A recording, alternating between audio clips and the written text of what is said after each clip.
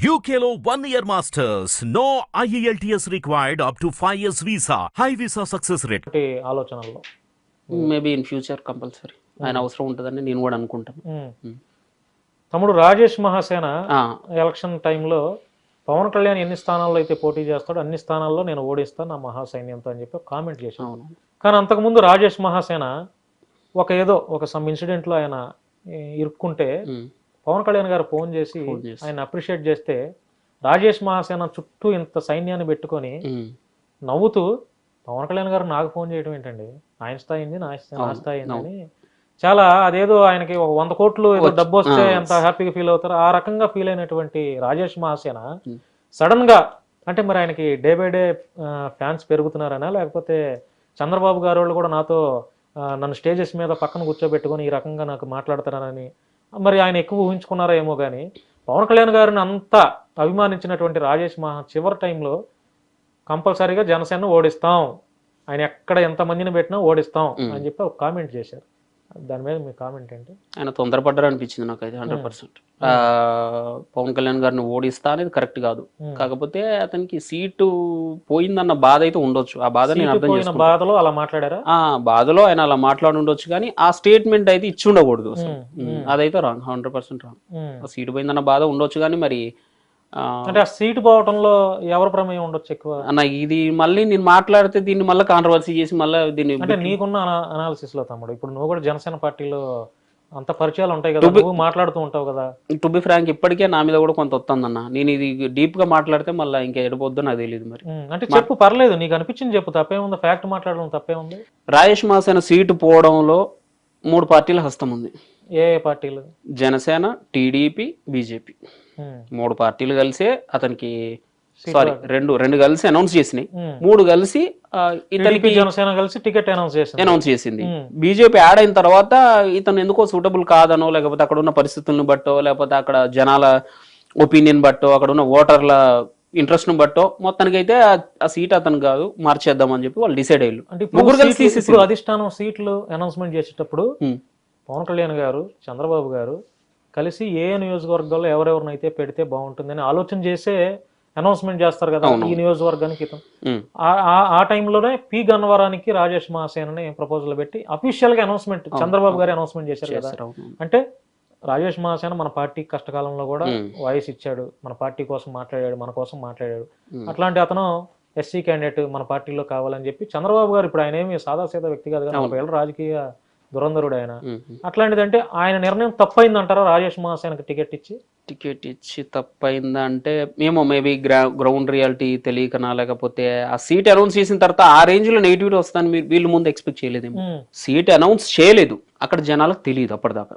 ఇప్పుడు వీళ్ళ మదిలో ఉంది ఓకే రాజేష్ మహాసేన ఈ సీటు ఓకే ఆయన ఎలిజిబుల్ అని చెప్పి వీళ్ళు డిసైడ్ అయ్యారు. ఇక్కడ అనౌన్స్ అయిన తర్వాత జనాల్లోకి వెళ్తుంది. ఆ గన్నవరం జనాలందరికీ ఓహో మాకు ఎమ్మెల్యే ఎవరు ఇక్కడ టీడీపీ నుంచి రాజేష్ మహాసేన, ఓ ఇతనికి ఇవ్వకూడదు అని చెప్పి జనాలు అప్పుడు తిరుగుబాటు రావడం వల్ల వీళ్ళు డిసిషన్ చేంజ్ చేసుకుని ఉండొచ్చు. ఇప్పుడు ఆయన వీడియోస్ చూస్తున్నారా మీరు ఈ మధ్యకాలంలో?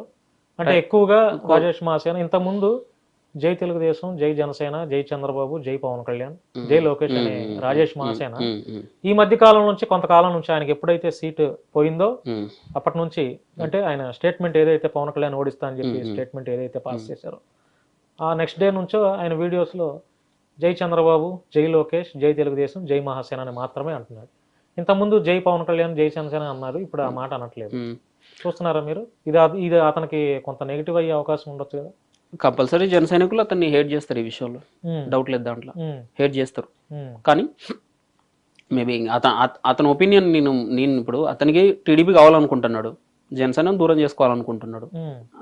అదే అతను అక్కడ మీరు చెప్పినట్టుగా జై పవన్ కళ్యాణ్, జై టీడీపీ, జై జనసేన, జై లోకేష్ అన్నాడు. ఈ రోజు జై టీడీపీ, జై లోకేష్, జై చంద్రబాబు నాయుడు అక్కడ వరకే ఆగిపోతాడంటే అతను దూరం పెట్టుకుని మనకు వచ్చిన నష్టం.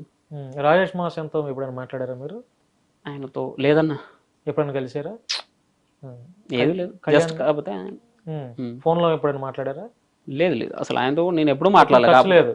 కాకపోతే ఆయన వీడియోస్ నేను చూస్తాను, నా గురించి ఏదన్నా కాంట్రవర్సీ వచ్చినప్పుడు 1-2 సార్లు ఆయన అంటే ఈ బోర్గడ్డ విషయంలో కొంచెం ఆయన నాకు వాయిస్ రైజ్ చేసి వాయిస్ రైజ్ చేశారు, మీ తరపున నిలబడ్డారు. ఇప్పుడు 2 days బ్యాక్ మీరు ఒక వీడియో చేశారు, అది ఆ వీడియోని రాజేష్ మహాసేన అతని ఛానల్లో పెట్టుకొని ఈ తమ్ముడు నన్ను తిట్టాడా పొగిడాడా మీరే కామెంట్ రూపంలో తెలియజేయండి అని చెప్పాడు. అంటే నువ్వు మాట్లాడింది అతనికి అర్థం కాలేదనా, లేకపోతే ప్రజలకు చూపించాలనా, లేకపోతే ఏంటి అసలు ఆ వీడియోలో సారాంశం ఏంటి?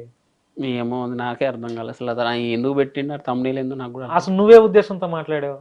నేనే ఉద్దేశం నాకు అనిపించిందే మాట్లాడినా. అంటే తిట్టినట్ట పొగిడినట్ట రాజేష్ మహాసేన? ఆయన ఎలా అనుకుంటే అలా.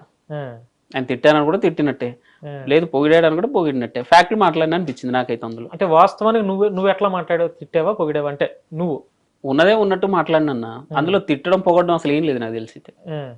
టాపిక్ అసలు జరిగింది ఏంది, ఆయన ఎందుకు ఆ డెసిషన్ తీసుకున్నారనేది నాకు అనిపించింది, అక్కడ మాట్లాడినంతే. అది నువ్వు ఇప్పుడు మాట్లాడాల్సిన అవసరం ఏముంది అంటే ఈ సందర్భంలో? అతన్ని టీడీపీ ఆఫీసులో కూర్చోబెట్టారు కదా, ఇప్పుడు జనసేనని ఏందైనా ఓడిస్తా అన్నాడు. మరి అలాంటి పర్సన్ ని టీడీపీ వాళ్ళు దగ్గర చేర్చుకొని కూర్చోబెట్టిళ్ళు అనేది నాకు అనిపించింది. ఎట్ ఏ టైం మరి జగన్ కి ఎడ్జ్ ఉందన్న కళ్యాణ్ దిలీప్ సుంకర్ని ఈరోజు మనం ఏంటది కోవట్ అనే ముద్రని ఎత్తాను. కొంచెం ఆలోచించి మాట్లాడదాం అనేది మా జన సైనికులు చెప్పడం ట్రై చేస్తాం. అంటే రాజేష్ మహాసేనని రాష్ట్ర అధికార ప్రతినిధి పోస్ట్ నుంచి కూడా పీకేయాలి అదే మీ ఉద్దేశం? అస్సలు నేను అట్లా అనలే కదన్నా. అంటే ఇప్పుడు కూర్చోబెట్టారంటే అదే కదా టీడీపీ వాళ్ళకి ఇష్టమైంది. టీడీపీకి మెచ్యూరిటీ ఉందనుకోవచ్చు, లేదా 20 సీట్లే కదా, వాళ్ళకి 130 సీట్లు ఉంది అన్న. 130 సీట్లు మేము త్యాగం చేస్తే వచ్చినాయి అన్న. 130 మేము కూడా పోటీ చేస్తే మాకు కూడా వస్తాయి కదన్నా. మేము త్యాగం చేసి తగ్గి 21కి మేము ఆగిపోయినాం.